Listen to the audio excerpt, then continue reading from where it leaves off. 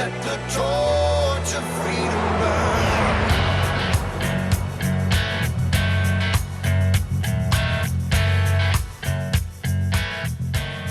Welcome to the intersection of faith and the culture. It's WallBuilders Live. We're talking about the hottest topics of the day from a biblical, constitutional, and historical perspective. Normally, David Barton is here, America's premier historian, and Tim Barton, national speaker and pastor and president of WallBuilders. My name is Rick Green. I'm a former Texas legislator and America's Constitution coach. And usually the three of us would be talking about those hot topics of the day. But today, we've got a special program for you that we started yesterday. Charlie Duke, one of the few people to actually walk on the moon, was with us at the Pro-Family Legislators Conference just a few weeks ago. And by the way, you should encourage your state rep and state senator to attend the Pro-Family Legislator Conference. It's a great time for them to exchange ideas, sharpen each other's countenance, and get ready for those legislative sessions. We had so many great speakers, but Charlie Duke was just outstanding. We wanted to share that with you, our listeners. And so yesterday, we started that presentation. It's going to take 3 WallBuilders Live programs to share it with you. So today, we're picking up right where we left off yesterday, and then we'll get the conclusion tomorrow. Let's dive right back in. Here's Charlie Duke at the Pro-Family Legislators Conference. We were just focused on this mission. We left Earth April 16th, 1972, and on board the Saturn V.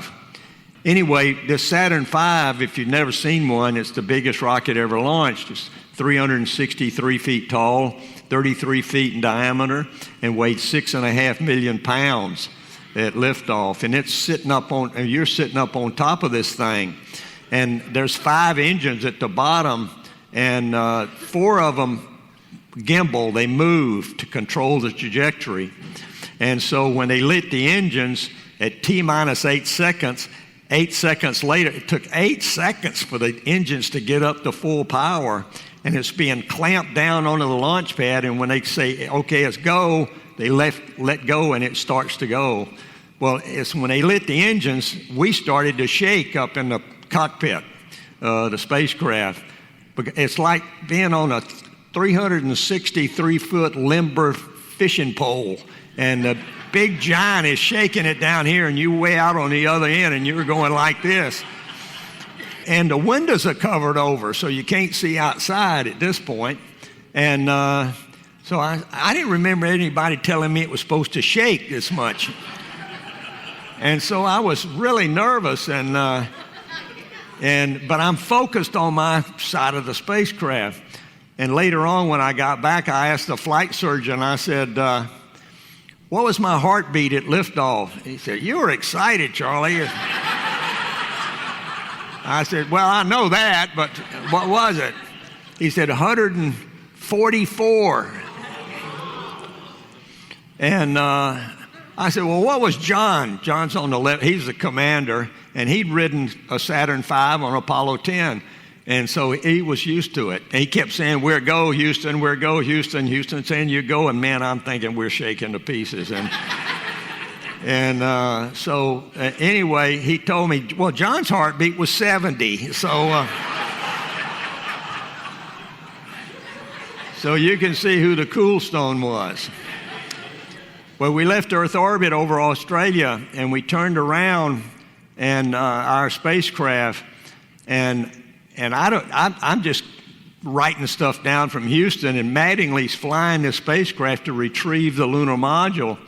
And I look, now the windows are uncovered, and into my window floats the Earth. And it was breathtakingly beautiful.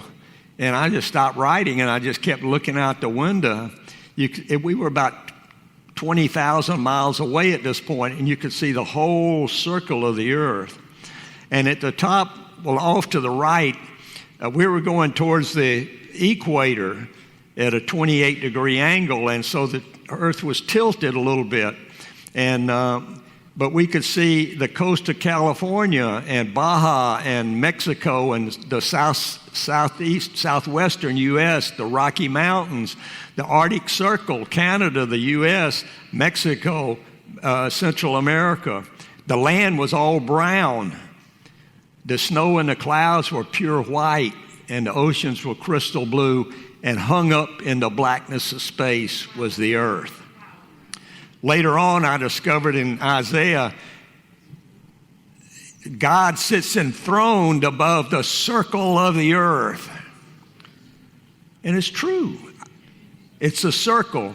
If anybody in here thinks it's a sphere, it is not a flat earth, let me tell you. It is a sphere. Our friend's going to interrupt Charlie Duke for just a second here as we take a break. We'll be right back. You are listening to WallBuilders Live.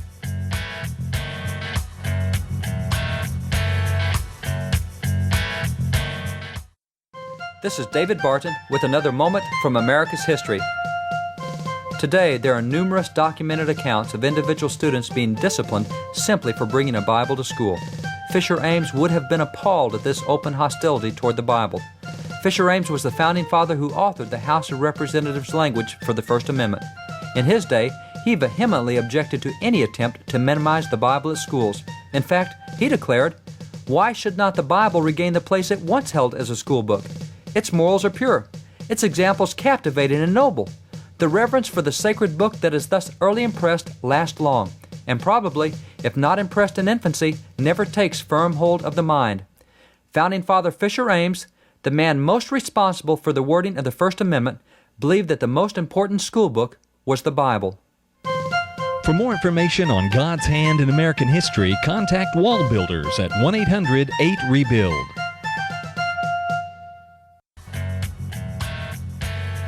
Welcome back to WallBuilders Live. Today's special program, Charlie Duke is sharing from the Pro-Family Legislators Conference.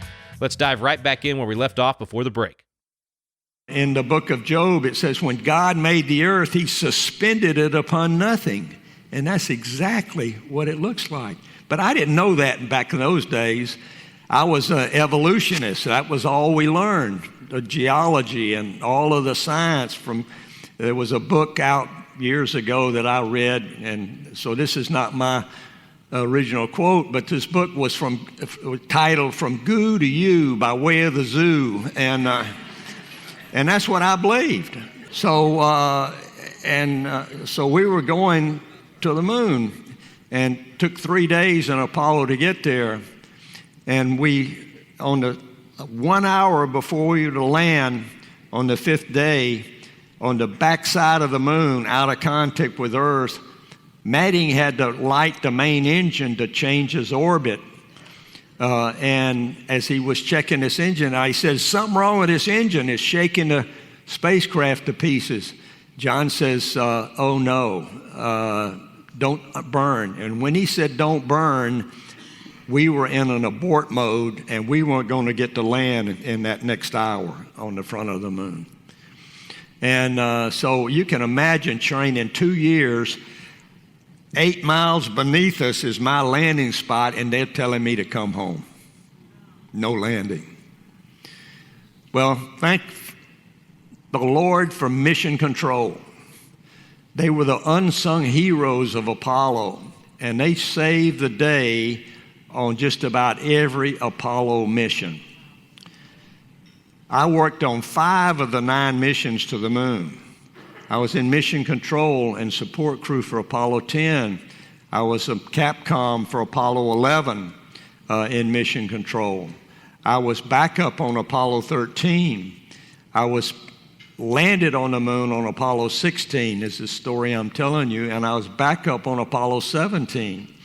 So I was almost associated with over half the missions. I was intimately involved.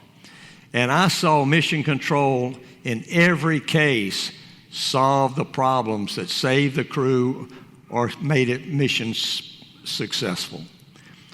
They were really, truly the unsung heroes. Well, it took them 6 hours to figure out what was wrong, and they couldn't fix it, but we got a workaround. So Mattingly, try this. If it works, then you guys can land the next time around. That was the last orbit for us. The moon was turning very slowly underneath us, and our orbit track, our landing site was turning out from under us. And was the last chance we had to get back into that landing site was this when we started down. So we were successful in our landing in the Descartes Highlands. It's the mountains of the moon. If Neil Armstrong landed at sea level, what we call sea level, we were 8,000 feet above that. and it was the mountains of the moon, a place called the Descartes Highlands. And our objective was to explore this for 3 days. And let me tell you, when you land on the moon, you're like a little kid at Christmas. I'm on the moon. I'm on the moon. Wow, look at this. You're describing every rock out the window, and you can't wait to touch them. And so it was really exciting. People say, what did you feel like? Well, I was excitement, wonder, awe, all of the things that you have. You were an adult, but it was just like a little kid at Christmas. You know, I'm on the moon. I'm on the moon. And it was so thrilling and so exciting and so wonder. And yet I felt right at home in this hostile environment. It wasn't like I was an alien in a foreign land. And so there we were, and the moon is sort of mostly gray in color, but it's very rough and rolling and cratered and rocks everywhere. We had a car called the Lunar Rover, which we left up there. So if you want an $8 million car with a dead battery, I can tell you where to go get it. You can see it in the pictures now taken. So anyway, we spent 72 hours on the surface. The moon is mostly gray in color, but some rocks are white, some are black. It's covered with very fine dust like powder. So everywhere you walked, you left your footprints. Everywhere you drove the car, you left your tracks. Let me tell you, it is impossible to get lost on the moon. All you got to do is a U-turn and follow your tracks back. The Rover was an amazing car. It was electric and had four-wheel drive. It steered, the front steered, the back steered, and it was very maneuverable. If you didn't like your parking place, you had a great advantage. You could just pick it up and turn it around up on the moon. It only weighed 80 pounds. So the situation was right at home. We had a lot to do. We had a lot of rocks to collect, a lot of soil samples.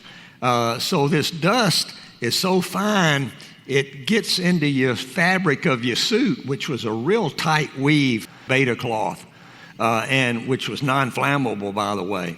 And so you can't brush it off. And if you look at the videos, then you understand the suits turn from white to gray, and you track a lot of dust back inside, but it stays on the floor. With all of my equipment on down here on Earth, I weighed 363 pounds. But up on the moon, only 60 pounds. So you have this feeling of like bouncing like this, but you can fall down very quickly and very easily because you don't see your feet, and you're looking out in front of you, and you can hit a little rock or a little hole, and over you go.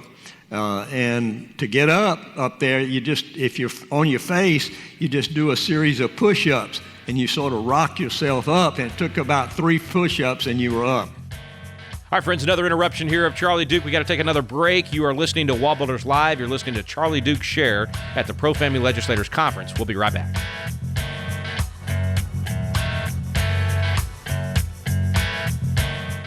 Have you ever wanted to learn more about the United States Constitution, but just felt like, man, the classes are boring, or it's just that old language from 200 years ago, or I don't know where to start? People want to know, but it gets frustrating because you don't know where to look for truth about the Constitution either.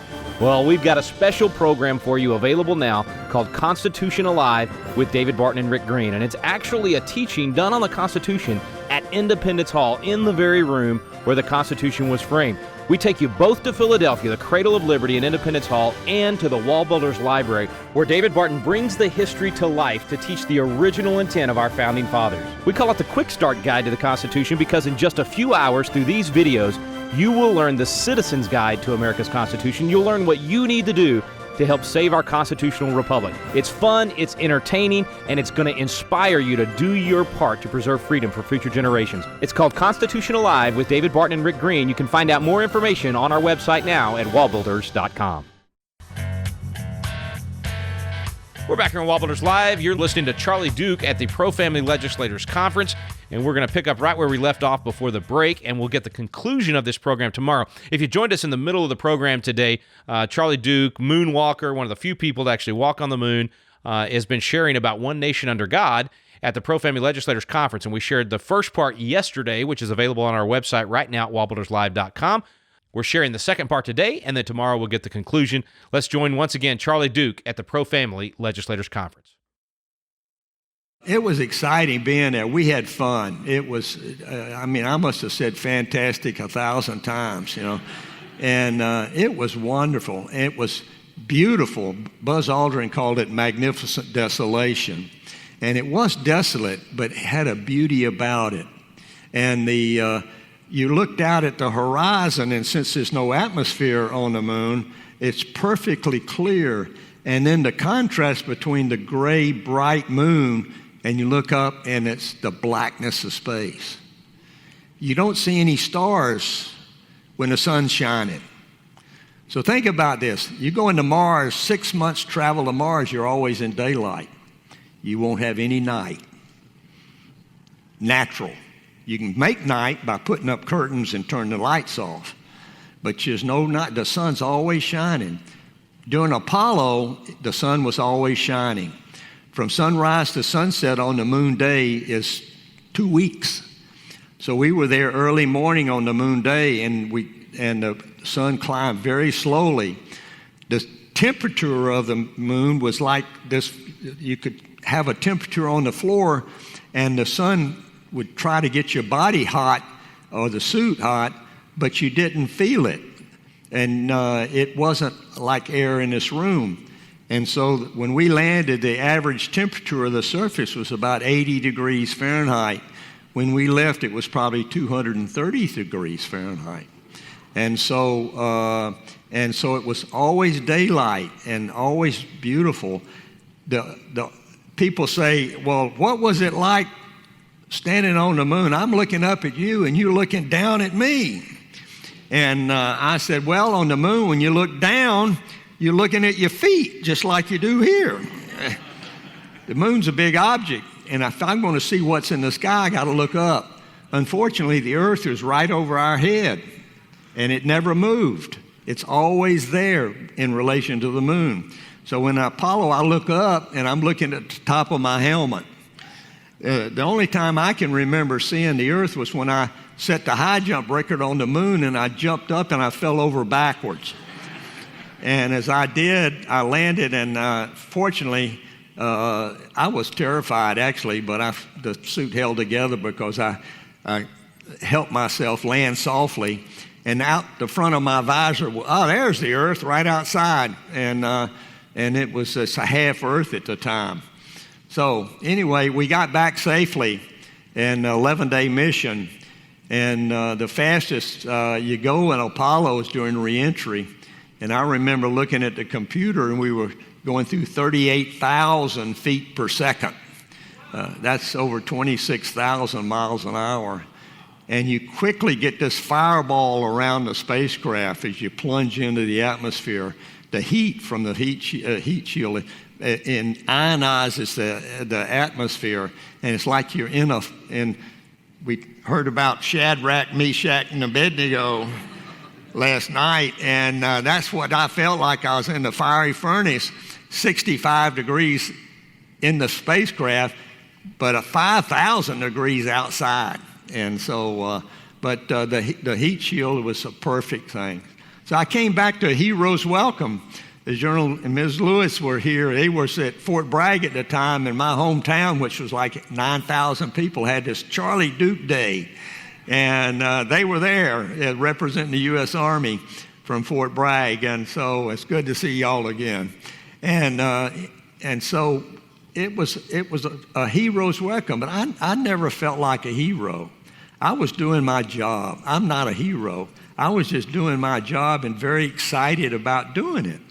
And so it was a successful mission.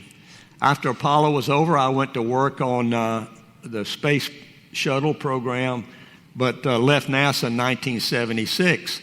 I got back from the moon, and here I am, 36 years old, and I'd climbed to the top of the ladder. And I was at the pinnacle of my career at 36, and the thought occurred to me, what are you going to do now, Charlie?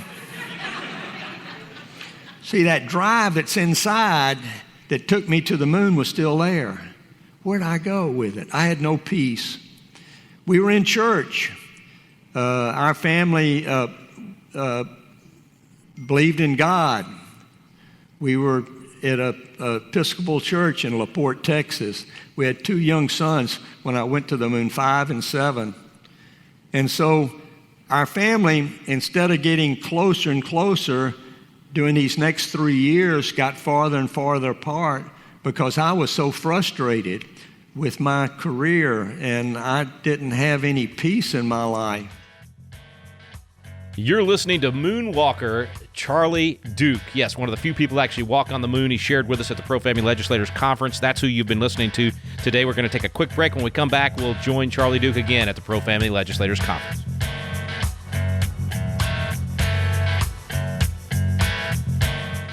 Hey guys, we want to let you know about a new resource we have at WallBuilders called The American Story. For so many years, people have asked us to do a history book to help tell more of the story that's just not known or not told today, and we would say very providentially in the midst of all of the new attacks coming out against America, whether it be from things like the 1619 Project that say America is evil and everything in America was built off slavery, which is certainly not true, or things like even the Black Lives Matter movement, the organization itself, not the statement Black Lives Matter, but the organization that says we're against everything that America was built on and this is part of the Marxist ideology. There's so many things attacking America. Well, is America worth defending? What is a true story of America? We actually have written and told that story, starting with Christopher Columbus, going roughly through Abraham Lincoln. We tell the story of America not as the story of a perfect nation or a perfect people, but the story of how God used these imperfect people and did great things through this nation. It's a story you want to check out. WallBuilders.com, The American Story. Thanks for staying with us here on WallBuilders Live. You've been listening to Charlie Duke share at the Pro Family Legislators Conference. Let's pick up right where we left off before the break. Here's Charlie Duke. Dottie and I, we were steaming full speed towards the rocks of divorce. And it was got so bad that she thoughts of suicide. You know, if this is all there is to life, and it's so painful and so tough, why live any longer if there's nothing after this? She'd gone from believing in God, very godly family. Her grandfather was an Episcopal priest. Her uncle was the Bishop of Atlanta at the time and married us in 1963. So it's a godly family, but being a godly family doesn't make you a follower of Jesus. And so she'd gone from, you know, in the Episcopal church at that time, they baptized babies. Well, you're in. You know, you've been baptized. And so that was the attitude. And she couldn't have any concept of the love of God or there really was a God. If life is so tough, why? And they really, what's the use of living? Why don't you just better off if I kill myself? A lot of people have those same thoughts today. But fortunately, some people came to our little church on a weekend. They called it Faith Alive. There's about 10 couples, and they really knew Jesus. And they were sharing their story like I'm sharing my story. And they had love and joy and peace. Jesus is alive. And we follow Jesus, and we seek Jesus. We're under God. We seek His direction. God saw this love and joy that they have, and she has a little booklet called From Sadness to Joy. It'll be on the table out here that you can see. And in this story, she tells how she's tried everything but God, everything but Jesus. And after that weekend, she went into our bedroom, unbeknownst to me, and basically her prayer was, God, I don't know whether you're real or not. Jesus, I really don't know whether you're the Son of God or not, but these people say you changed their lives. I made a mess of my life. Come into my life. If you're real, I give you my life. If you're not, I want to die. Pray to die if God didn't show up. Well, God can accept those challenges, and He shows up. and begins to answer her prayers and tells her, your husband doesn't love you. She was saying this to God. Well, God was saying to her, your husband might not love you, but I love you, and I'll never leave you. Follow me. And over the next 2 months, I watched her change from sadness to joy. This was October 1975, and I decided to leave NASA and take my eyes off the moon and put them on money. And so I was going to get rich in the beer business in San Antonio. And I was a Coors beer distributor for 2 years. I went into the Air Force Reserve so that I could have enough time to retire when I got to 20. This was like 18 and a half years service for me. And so I made a lot of money, but I didn't have any peace. All right, friends, we are out of time for today. You've been listening to Charlie Duke sharing at the Pro-Family Legislators Conference. We will get the conclusion of that presentation tomorrow. If you joined us halfway through, then both yesterday and today's programs are available right now at WallBuildersLive.com, and then tomorrow we'll get the conclusion with Charlie Duke. But while you're there at WallBuildersLive.com, please consider making a one-time or monthly contribution. Here we are at the end of the year, final few days to make those contributions and get those tax write-offs. We sure would appreciate you considering WallBuilders Live as a part of your end-of-year giving. Thanks so much for listening today. You've been listening to WallBuilders Live. We stand under